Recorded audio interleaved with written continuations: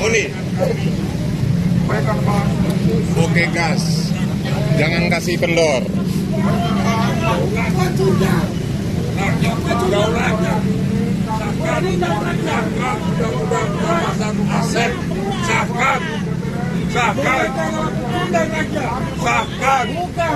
Mudah-mudahan perampasan aset.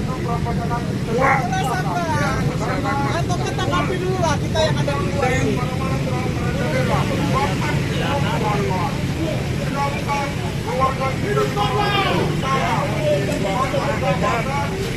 Hari ini kami aliansi, ada Musri, ada Gaskan, saya perwakilan Garda dari NTT. Kami ada di depan gedung DPR. Kami merasa terdorong oleh satu semangat orasi Bapak Presiden Republik Indonesia Jenderal Prabowo Subianto. Siap. Yang mengajak rakyat untuk sama-sama melawan koruptor. Kami berpanas-panasan di sini. Kami diguyur hujan. Kami tidak mundur. Kami tidak anarkis. Kami hanya meminta presiden kami supaya jangan hanya omong-omong. Jangan omong kosong dengan orasi Bapak di hari buruh tanggal 1 Mei kemarin. Ketua Komisi 3 DPR RI, anak buah Bapak Presiden. Kalau Presiden serius, semestinya ada tindak lanjut. Betul. Kami sudah kasih masuk permohonan audiens. Tapi Pak Habibur Rahman tidak welcome dengan kami. Kami tidak lawan DPR. Kami tidak lawan pemerintah. Kami tidak lawan presiden. Yang kami lawan koruptor. Tapi kalau semua itu tidak welcome, artinya semuanya koruptor. Ada yang pingsan, kejang-kejang, masuk rumah sakit. Saya pun rasa-rasanya mau pingsan. Kapan? Hello, presidenku. Terima kasih. Hello, para wakil kepentingan. Dengarkan kami. Kami bukan masa bayaran yang anarkis, yang merusak fasilitas umum. No, kami bukan masa bayaran. Murni dorongan rakyat. Murni dorongan nurani. Murni panggilan hati. Betul.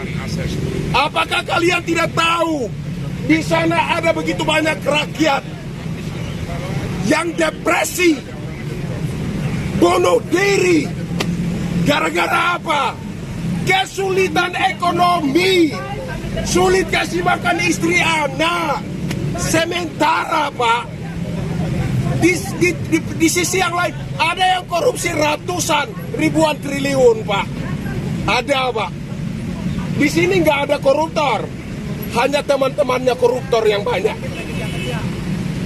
Kalau kalian tidak welcome, ini suara murni rakyat. Artinya kalian semua koruptor. Dari Taiwan. Bapak Presiden, Bapak mengajar rakyat untuk sama-sama lawan koruptor.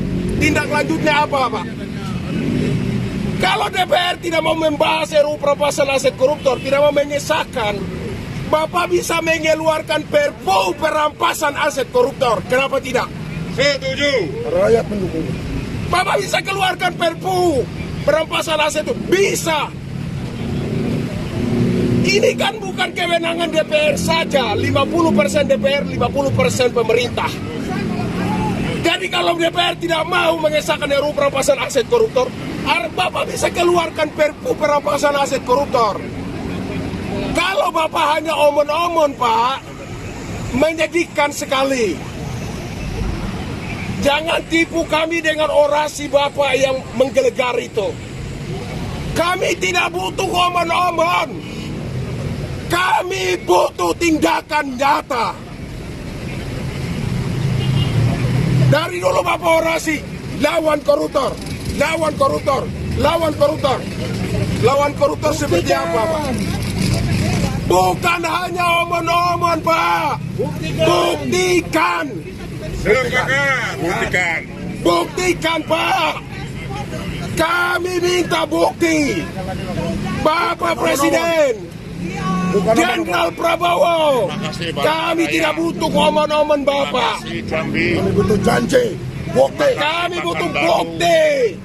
Terima kasih Padang Kalau Bapak serius dari NTT mendorong rakyat untuk sama-sama melawan koruptor, Kantor Dewan Pak Habibur Rahman, Ketua Komisi 3 DPR RI, anak buah Bapak.